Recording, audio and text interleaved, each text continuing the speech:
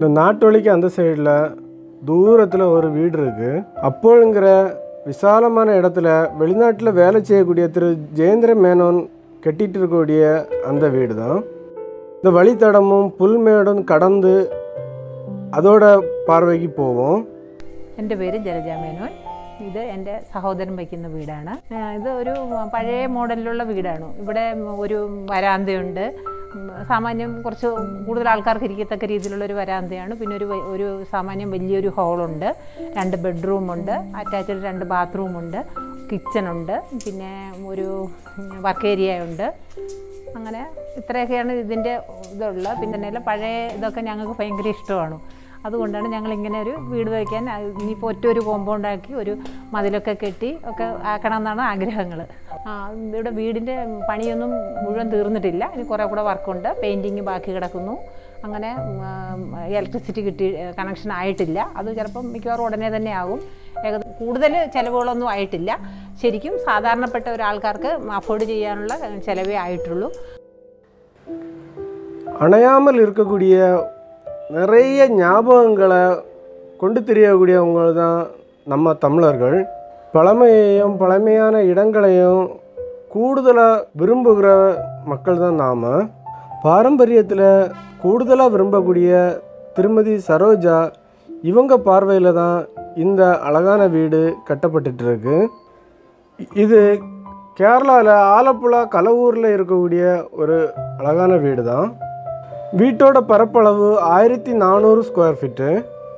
கேரளா ஸ்டைலில் தான் எலிவேஷன் வச்சுருக்காங்க. 2 அடுக்கில் ட்ரெஸ் ஒர்க் பண்ணி ஓடுகள் நிரத்தியிருக்காங்க. பழைய ஓடுகளுக்கு கலர் கொடுத்து வீடை அடிப்பொலியாக்கியிருக்காங்க.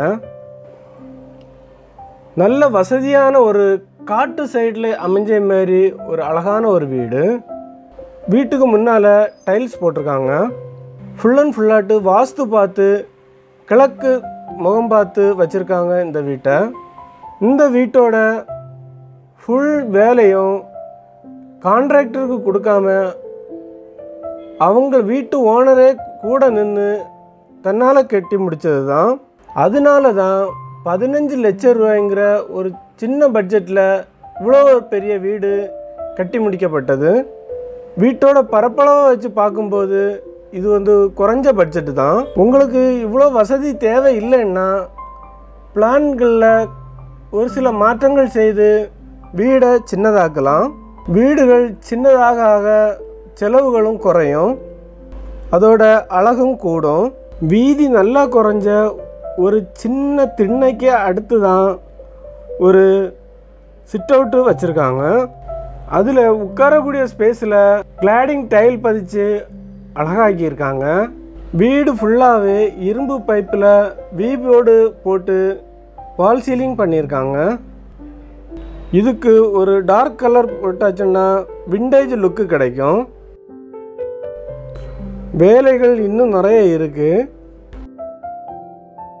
மகாகனி மரத்தில் தான் டோரும் விண்டோ எல்லாம் போட்டிருக்காங்க. இனி வீட்டுக்குள்ளால போய் பார்ப்போம். இந்த கள்ளங்கவடமற்ற சிரிப்பு போல தான் வீடும் விசாலமாக இருக்குது.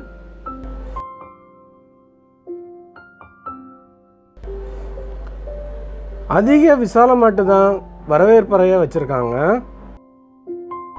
இந்த வீட்டில் எல்லா ரூம்களும் நல்ல பெருசாக தான் வச்சுருக்காங்க. பா வடிவில் இருக்கக்கூடிய ஒரு அழகான ஒரு வரவேற்பறை தான்.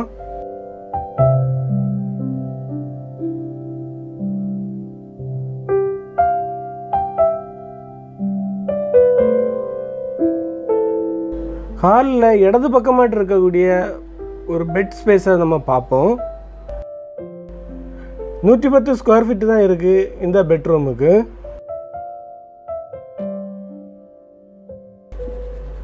வெள்ளை நிறத்தில் காணப்படக்கூடிய தரையும் செவரும் சீலிங்கும் ரூமை இன்னும் பெருசாக காணிக்குது.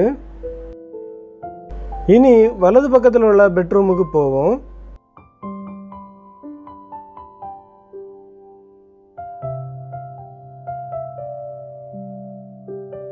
இந்த பெட்ரூமையும் சேம் அதே போல தான் வடிவமைச்சிருக்காங்க. ஆனால் இதுக்கு ஒரு அட்டாச் பாத்ரூமும் பண்ணியிருக்காங்க.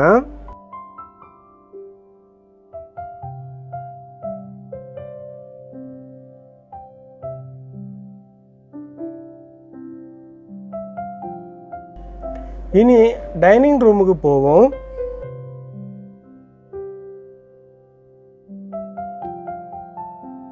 டைனிங் ரூமுக்கு வலது பக்கத்தில் கிச்சன் வச்சுருக்காங்க.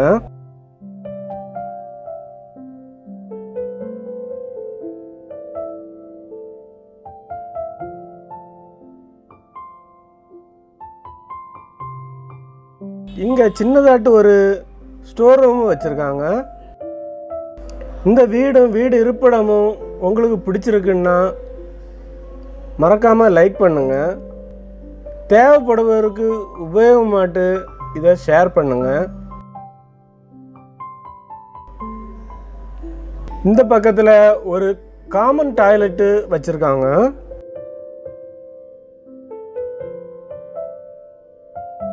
வீட்டு வேலை இன்னும் ஃபுல்லாக முடியாததுனால வீட்டுக்கு இன்னும் லுக்கு அந்த அளவு வரல.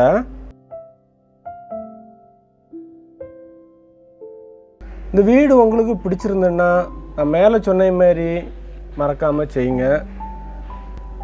இன்னொரு பட்ஜெட் வீட்டில் நம்ம சந்திப்போம். பாய்.